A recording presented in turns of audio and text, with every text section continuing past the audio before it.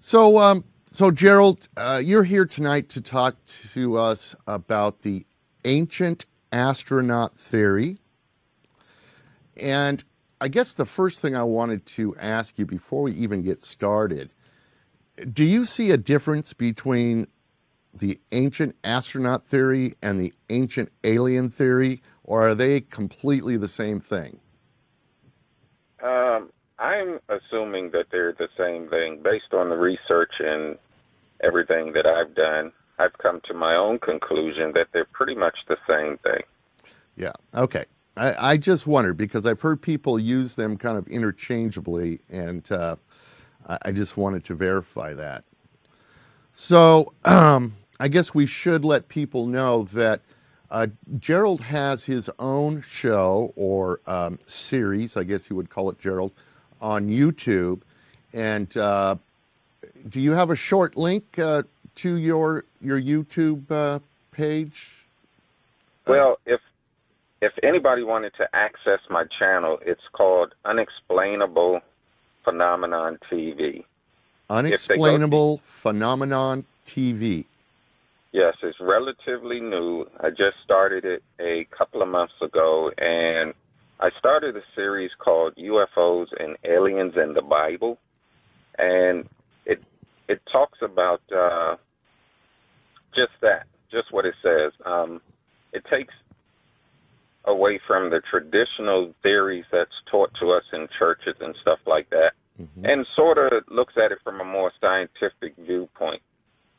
But not only does it have that programming, I'm working on some other programming, but what I like about the channel is it has various meticulous playlists that people that are interested in unexplained phenomenon, they can go there and look up playlists. They can go look up Billy Myers or UFOs or anything, and there's a bunch of playlists that are put together from videos that are on YouTube. And to get to that channel, they would simply put in one word, G-Man Little. G-Man Little. Yes, in the search engine. All right, very good. And so you say you've been doing this for a couple months now, and have you gotten some good response back? People are enjoying your content? Yes. I get emails from people all over the world explaining their theories and their experiences and stuff like that. It's actually been very rewarding. I think in the UFOs and Aliens in the Bible series, I'm addressing questions that have been on people's minds, for a long time, but to address those in our society can be deemed as taboo, or you can be deemed a heretic or something like that. Well, yeah, you can definitely be shunned, can't you? Yeah. I live that life as well, so I totally understand. But yeah, the power of the internet when it comes to topics like this is just amazing. Just how far you can reach with your ideas and theories. Yes. Well, listen, I will definitely put a link up on the website on topicufo.com to your site as well. So why don't you tell us a little bit? I believe you had a certain experience that happened to you when you were young that probably changed your outlook on this whole thing, although maybe it's taken this long for you to, start broadcasting your theory. But you had quite a bizarre happening when you were young. Is that correct? That's true. I can tell you about that. Let me start with my childhood. Absolutely. Okay. I was different than most children at around the age of 4, while all my friends and brothers and sisters were outside playing. I was leaning up against the wall, contemplating, thinking, wondering, who is God? So I've always had a curiosity about life from a young age. And I got some ridiculous answers. When you ask your siblings, they would say stuff like, he's a guy in a red suit with a white beard, and he brings you toys at Christmas time, you know. That's a typical American description, I must say. Yeah, so, but somehow I knew that wasn't true. It just didn't sound right. But later on in life, at around the age of 11, I was playing out near the edge of the woods. We had a lot of woods behind our home, and the atmosphere began to change. And I have a video explaining this. It's, in fact, the introductory to the series UFOs and Aliens in the Bible on YouTube. Is that the Burning Bush episode? Exactly, the Burning Bush episode. I actually included that on the invite, the Facebook invite for this show, folks. So that's the one he's talking about. Go ahead, Gerald. Well, it's a hot day. It's summertime, and it's sunny and just having a great time. And all of a sudden, the atmosphere begins to change. It was, you know, like the atmosphere began to turn gray. And it's hard to explain. It's very vivid in my mind, but it's hard to explain. But it's almost as if the sun was going in and storm clouds were coming. And what happened was, right there in front of me, and I can use measurements now. As a child, I didn't know how to explain everything, and I have my own theories today. It was very confusing back then, but probably about 10 feet away, what I would call today a portal opened up. Back then, when I used to explain to my grandmother and, you know, everybody, I would say the air opened up right in front of me. And out of the air, or out of this portal, came this sphere. The sphere, it was about the size of a beach, between the size of a beach ball and a basketball, and it was making this real weird sound. It was very loud, not so loud to where it was, you know, could be heard in the house or anything like that, but to be near it, it was loud enough. And what I thought was fire was, you know, I thought it was a ball of fire at first. I thought it was just, you know, like some colorful fire, but it had blue and green and yellow and all kinds of stuff. So I thought it was just like a fireball that was very contained in like a glass sphere. Now, let me stop you for 1 second. So, how old were you at this time? I was around 11 or 12. Okay, so you weren't super young, preteen type of age. Yes. My God, so this thing was 10 feet in front of you. The portal or air opened up, as you say. This thing comes out. Now, does it come closer to you than the 10 feet, or does it stay within these confines of this portal? It stayed. It stayed right there. The whole atmosphere, everything stayed the same as long as it was there. And it appeared to, you know, I'm wondering what it is. You know, I'm wondering what it is. And, but it appeared to be able to read my thoughts or whatever. And I'm asking what it is to myself or to whom I'm thinking is God, or, you know, outside of that sphere, you know, I'm praying and I'm like, what is this, God? And it appeared to be able to probe me or know my thoughts. So it wasn't frightening at all. It was just baffling. It was bewildering. It was just something I had never seen. It was a phenomenon. It didn't pose any threat. It stayed for about, I would say, 45 seconds to a minute. And then it just went right back in to thin air. And the sun was back out and everything. It was the weirdest thing. Now, was there anyone with you or near you at this time? Well, at the time that everything started changing, my siblings were out, brother and sister was out, but they thought that it was going to rain, and I didn't want to go in the house because, like I said, it was like the clouds started coming. It was almost as if a storm was coming. So they actually experienced the darkening of the skies, the clouds coming in. Yes. And left. Yes. And then it was shortly after that that this portal thing happened. Right.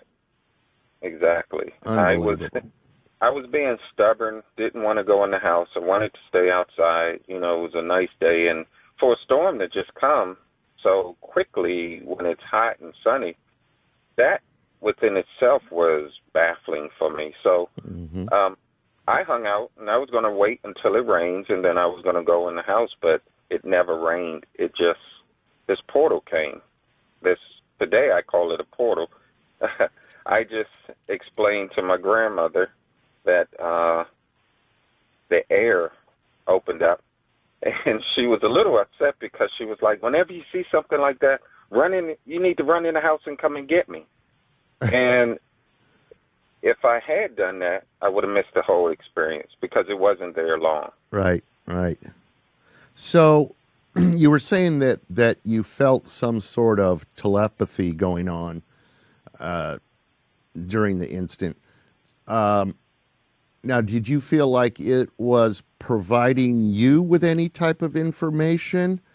Or was it just none whatsoever, giving you an overall relaxed feeling or something like that? Yeah, more so like that. And that's the confusing part because it's almost as if it can read my thoughts, but it didn't impart anything into me.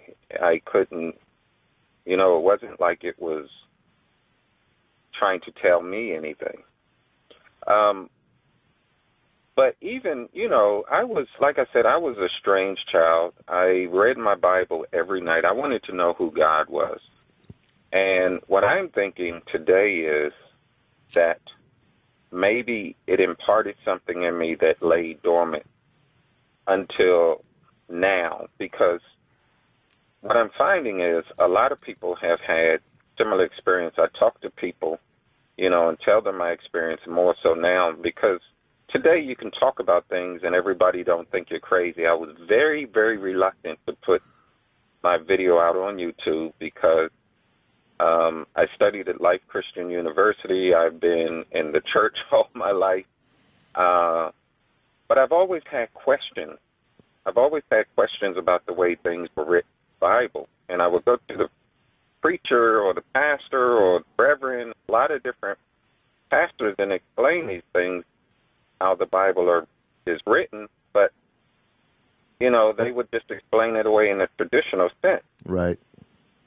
But all my life, I've been reading stuff totally different and getting more of, not so much miracles, but more like God was closer to us. The God that they talk about in the Bible was more like us, more human than omnipotent. Right. Omnipresent. And I have, in fact, I brought my Quran with me. I have my Quran right here. I also have a scripture in the Bible that I would like to read to kind of show you what I mean. Okay. I don't want to talk too much. I can go on and just share, but do you have any other questions? Oh, I got tons of questions.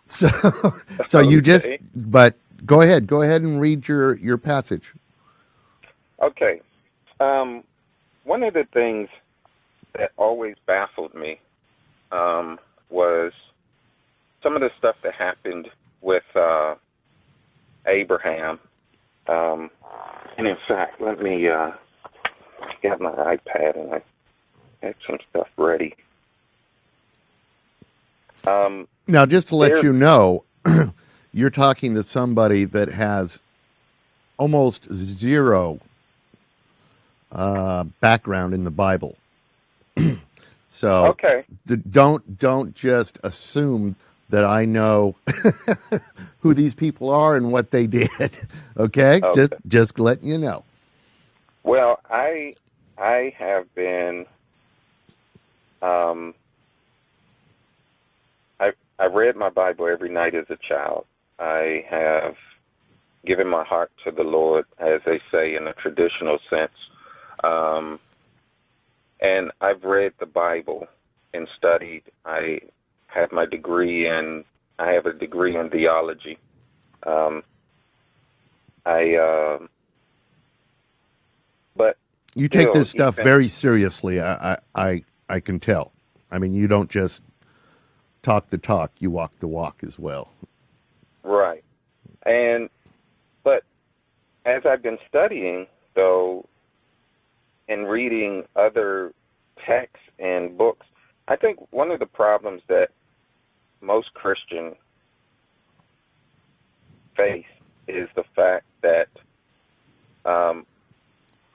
they're encouraged not to look outside the Bible. Mm-hmm. And they also believe, and I once believed this way, by the way, that the Bible is the infallible Word of God. But when you really start studying it and looking at the history of it, you'll find that that can't be factual. I agree. And I'll tell you, Gerald, my issues are not with the Bible. They're not with one's belief in God, quote unquote. My concerns center around organized religion. That's where I have all my problems. I think a lot of terrible things have happened because of organized religion. I think, I can't even get off on the topic or I'll never shut up. So, listen, I can go there with you and I can relate, and I definitely understand exactly where you're coming from. I operate more now from the perspective of loving people, forgiving people, and more of taking the Christ message and living that part in my life, not so much in the judging and the division and all of the stuff that organized religion brings. And if everybody else did that, the world would be such a nicer place to live. Right. Guarantee but it. I started this series because I can read stuff in the Bible and it's like, wait a minute, that's not how they taught it. I mean, this isn't what the preacher is saying. It's saying something different. See, we've been taught that God is omnipotent, omnipresent, and I know I'm going to step on some people's toes. I apologize in advance. But if they watch the series, they'll understand where I'm coming from. I'm not trying to step on anybody's toes. I just want people to, look at the Bible in the sense that it may have been written more from a scientific view. For example, I'm looking at Genesis 18, verse 20. And this is the story about when God came down to destroy Sodom and Gomorrah. And he stops by Abraham's place. It's a long story. And Abraham convinces him not to destroy it if there were so many righteous people in this city. But here's the part, when I read Genesis 18 and 20, it says, and the Lord said, because the outcry against Sodom and Gomorrah is great, and because their sin is very grave, I will go down now and see whether they have done altogether according to the outcry against it that has come to me, and if not, I will know. Well, when I start reading stuff like that, my mind says, wait a minute, you're supposed to be omnipresent. You're supposed to be omniscient. You're supposed to know everything. Why do you actually have to come down and see? Very good point.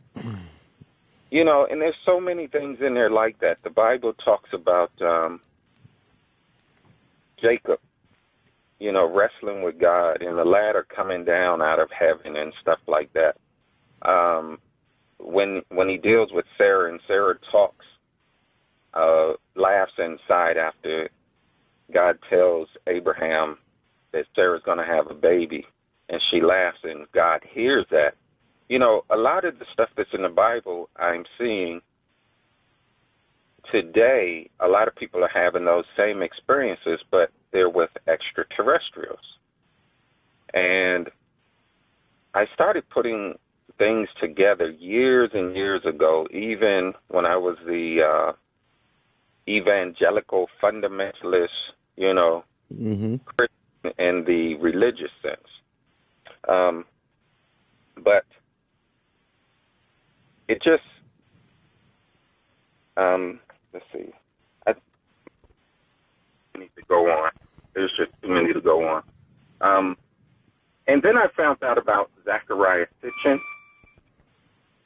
And do you know Zecharia Sitchin? Yes. Yes, I am aware of him. Hold on, I think I got you back on speaker. You do. Okay. There Sorry we go. about that. There we go.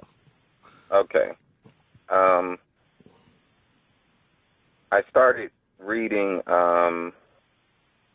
Zecharia Sitchin's work and Eric von Daniken's work, all after I came to the same conclusions. Now, their work was done prior to me discovering the same conclusions that they came to. So for me, theirs was more like a revelation or confirmation of the things that I was seeing written in the Bible. And after I started seeing that, I began to study even more, and I kind of came to the same conclusions. Even one of the theories that I had, and I'll shut up after this so you can ask some questions. One of the theories that I had been seeing in the Bible was when God was delivering the Israelites out of Egypt, and he was using Moses, he only allowed Moses to come to the mountain, and the children of Israel had to stay their distance, and he only dealt with Moses. And I was like, wait a minute, why is God only dealing with Moses? Was he afraid that, was he afraid of the people, that they might attack him, that they might hurt him? And because I study all the texts and all the books and stuff, while I was reading the Quran, I found in Surah 2, number 57, that where God answers that same theory. By the way, he calls himself we and us all the time. But here we go, Surah 2, verse 57. And God's talking to Moses. He says, and we made the clouds to give shade over you, and we sent to you manna and quail. Eat of the good things that we have given you, and they did not do us any harm, but they made their own souls suffer the loss. So even God said that the children of Israel, Moses and his people, did not do them any harm. So we always talk about one God, you know, monotheism, right. And the Bible, the Quran, everybody else talks about it in the plural form. Well, go ahead. Well, I was just going to say, and they do have explanations for that we have bought into because I'm sure they had to explain it in the church, but it's still something to think about. Yeah, and that leads me to my first question, and I can't think of anybody better to ask this question than to you. One line that has always piqued my interest in regards to the ancient alien theory. Now, again, you're talking to someone that is completely ignorant regarding the Bible, so just correct me if I'm wrong here. Supposedly, in the Bible, it says, and we will make man, or he made man in his own image, or they made man in our image. Let us make man. Say that again? It says, let us make man in our. Yes, let us make man in our image. That's in Genesis. Okay, so us meaning plural. Yes. Like like a family of people, a community, another group. It wasn't one person. Wouldn't it be just one if it was just God? Right. So, I mean, right. That right there is probably one of the biggest things that shouts out at me. And I'm sure they've got an explanation for that. I mean, Well, the explanation that we've been taught traditionally is that the Father is talking to Jesus Christ and the Holy Spirit. And it's a very good explanation. However, if you look at the Sumerian text interpretation of, and this is where the Ancient Astronaut Theory or alien theory, I mean, basically they're one and the same. Right. Understood. It could be, people can interpret it to be angels, but if you look at the Sumerian text, it talks about our creators coming down from the planet Nibiru, and, their atmosphere was being depleted, and they would need to harvest gold and spray the gold in the air, which today is funny. We're spraying chemicals in the air, chemtrails, and they say it's to help the ozone. They say it's geoengineering. They say it's to change the weather environment. Now, that's, I guess, the government's explanation of it. Nobody really knows what it is. Right. But we seem to be doing the same thing. And in those chemtrails, it's aluminum, and they say it's to seal the ozone. Well, according to the Sumerian text, it was the same situation. The only thing is their atmosphere was made of gold. So, and from what I understand, Gerald, they have actually located gold mines down in South Africa. Exactly. That date back thousands upon thousands upon thousands of years ago. That's right. And they found some here in North America as well. Oh, is that right? Yes, they did. They're finding them all over the place. But South Africa, you're right, they found some very old mines there.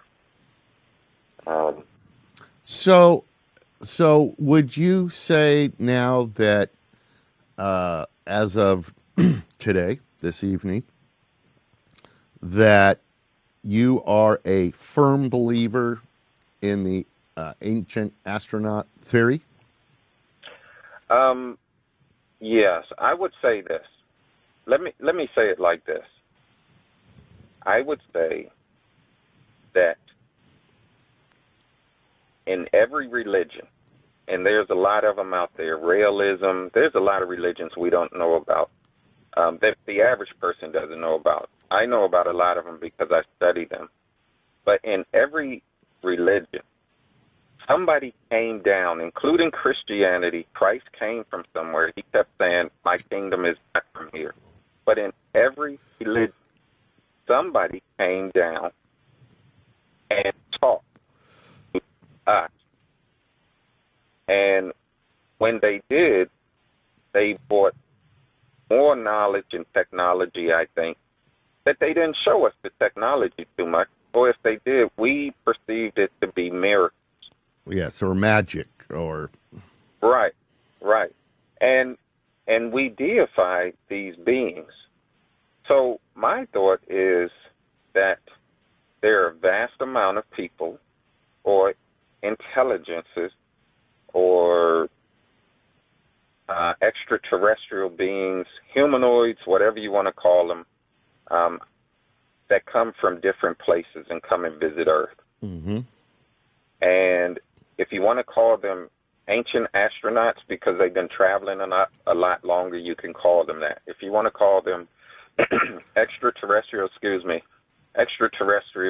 you can call them that because it just simply means not from, off planet. Extraterrestrial just means not from the Earth. Right. So, let me stop you 1 second here, because I want to go back and talk a little bit more about, excuse me, the Sumerians. Okay. Because I'm still a little confused here. The Sumerian text. What does it actually say as far as, were there human beings on the planet when the ancient astronauts arrived? Because I always thought the ancient astronaut theory included some type of genetic alterations from a possible a human-like species that may have been on the Earth at the time. They did their genetic alterations in order to create workers to mine the gold. Right. I think, and if you look in the Bible, when Cain killed Abel and God cast him out of Eden, Cain was afraid to go out because he said to God, I don't want to leave the garden because when someone sees me, they will kill me. And God said, no, I'll put a mark on your forehead so that when they see that, they'll know I put that there and they won't harm you. So, yes, if you look at the progression of man, there's been so many different types of man, Neanderthal. Right. And I think that we, Homo sapiens, are the last improvement. You feel they are the last improvement? Well, the current one, but I don't think we're finished yet. I don't think that... that's what I'm saying. Do you think that we could be in store for another DNA splice of some sort to take us to this next plateau? Do you? I really do, because when I buy my computers, I make sure I have a lot of gigabytes, and the more RAM I have, the better. But when I buy that computer, there's hardly anything on the hard drive. Right. And let's say you buy a 500 gigabyte computer, and when you check the space available, you might only have 498. That's because they've already put stuff in it, and some of that space is even blank, so that when the updates come, they'll have space to update it. I'm talking about the manufacturers as they're improving on their programs and software and stuff. Right. They leave space for them to add stuff, even after you buy the computer. I think that it's the same with us. Our creators have left so much space in us. There's so much empty DNA and strands, and there's so much room for increasing the brain functionality, and there's just so much more we can do. Well, I totally agree with you as far as the brain thing goes. I think scientists have pretty much proven that What we use about 10% of our current brain mass, and I'm just wondering, what if we are looking at another step in this evolution put on us by some type of outside entity. I'm just wondering what those improvements, quote unquote, improvements would be. As a society, we're pretty bad. I mean, the fact that we kill and the war, and we're not perfect humans at all. Human beings are not perfect entity. That is for sure. So there is a lot of room there for growth. What do you think some of the improvements might be? Would it just be a higher level of spiritual, or would it be more intelligence to take us on to that next plateau? Well, I think once you get to the higher level of spirituality, then intelligence comes with it. True. Right now, there are a lot of people that call themselves channelers, that say that they are receiving messages from other entities. There's a lot of people that some would deem whistleblowers. Now, this field is mixed with a lot of disinformation, and it's really hard to decipher the truth. So you kind of have to take stuff, with a grain of salt, and, have some skepticism. But even with that, there's some truth in it. I personally feel that there's a group of people, including myself, that really is focusing on the higher spiritual level, the loving, the tolerating, the forgiving, the, blessing, helping, doing good, and transforming people's lives by doing those good things and teaching them, some of our theory, teaching them spiritual principles without the religious aspect behind it. I think people would be are much more open to that spirituality rather than organized religion. I think organized religion has pretty much run its course, to be honest with you. Yeah. But now, how about people, so-called mind readers or mediums, those kind of folks? Would you view them as slightly higher plateau than, your generic population? I wouldn't say that they're at a higher plateau. I would say that they have some gifts because, and I refer to the Bible a lot because I've read it and studied it all my life. The Bible talks about certain people having certain gifts. Mm-hmm. And some of those are discerning spirits and stuff like that. But also in the Bible, it talks about staying away from people like that.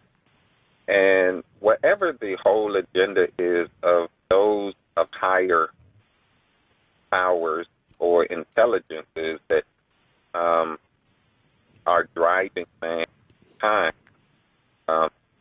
I think that you have someone else, benevolent and malevolent people out there. Right. Now, let me ask you something here, because we're starting to get a little short on time, and I definitely want to get your thoughts on a couple of things. Okay. One of them, we can't talk about the ancient alien theory or ancient astronaut theory without talking about the pyramids in Egypt. First of all, a lot of people think when they think pyramids, they automatically think of Egypt. But the truth is that the pyramid design is found all over the world. There's nothing to understand how somebody half a world away would know how to build something exactly the way these other people did, basically during the same time frame, I believe. What about the pyramids? And we'll talk about just the ones in Egypt right now. Do you think those were built by aliens, or at least assisted by? Yes. I think somebody off planet. First off, I think the pyramids have a whole lot more significance than just the pharaoh's grave site.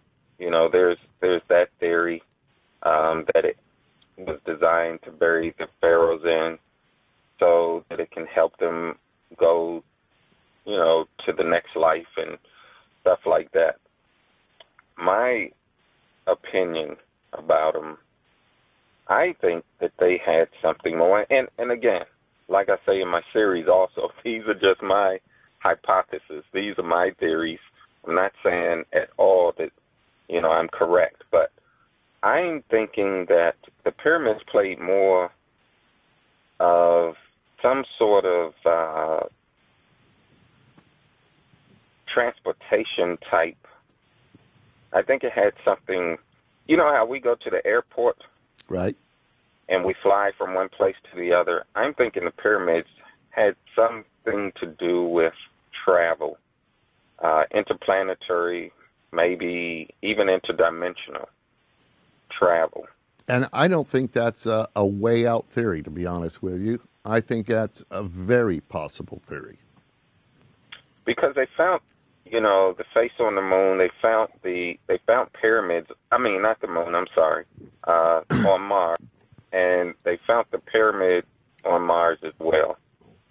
So I think it was some sort of transportation hub, maybe a portal, a Stargate, some kind of traveling device. Mm-hmm. And that's just one possibility that I think it could have been. And then, as far as some of these stones, 1,000 tons, just an amazing amount of weight on these stones. If you watch television or if you remember the films back in grammar school, it was 20 or 100 slaves dragging these blocks. Just simply couldn't happen, number one. Right. But the intricacy of how these stones are cut rival some of our highest technology for making scientific measuring tools, etc. And you're trying to tell me, or people are trying to say, that these Egyptians did this on their own. I just can't understand how anybody could believe that. It just does not make sense. It doesn't compute. If the Egyptians did it, then they were at a higher frequency, vibrational, spiritual, sensory level than we are. I agree. So, no, I honestly believe that we have help. We had help. The problem is so much history got lost over time, and we don't know what caused a lot of it to be lost. Mm-hmm. There's just too much we don't know. But to say that everything, these great wonders of the world, was all man-made and all by himself, did it all by himself, that's given us a lot of credit. It's given us too much credit. And yeah. I think there's a lot of things in history books that need to be reviewed. Listen, we've got a couple of questions from the chat room that I wanted to pose to you. Okay. Number one, do you have any thoughts or theories on why the quote-unquote aliens are not presenting themselves in the modern time? I guess in the present time as well. Do you have any thoughts about that? I'm not sure I understand the question. Are you asking, are they presenting themselves? No. The question was why aren't they? So, when we talk about ancient alien theory, we're saying, these entities must have come down to Earth to help build these pyramids. Why haven't they come down to help us prevent war, or come down to prevent a nuclear explosion or something? To be honest, I think they have. I think we're interacting with them now.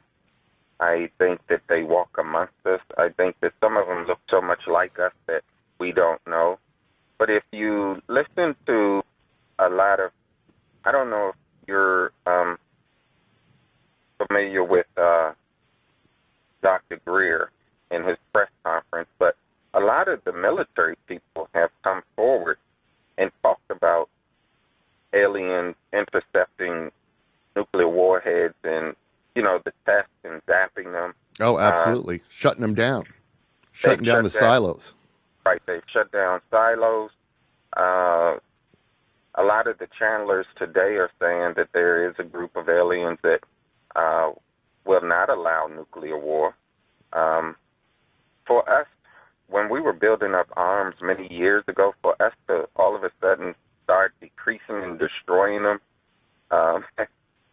I think that we actually are being visited now. So you definitely then feel that the government and the powers to be are involved somehow with these entities. Do you think that the government and the high-powered people of this planet are trying to keep the entities from exposing themselves to us, so to say? Are they trying to keep that on the down low? I think so. Oh. There's a scripture in the Bible, in Psalms, that confused me for many, many years, and God talks about why the nations of the earth try to fight against him, and he sits up on his throne and laughs. It's like the scripture talks about, and anybody can go to Psalms 2nd chapter and read it, they'll see it.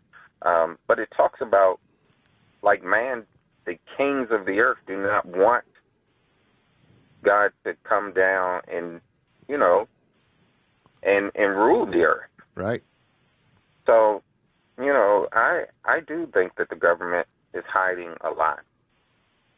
I completely agree with you. It's sad to say there was once a time when anything our government said, I believed in. Yeah. But today it's kind of hard to believe in anything that they say. I'm telling you, it's just gotten ridiculous.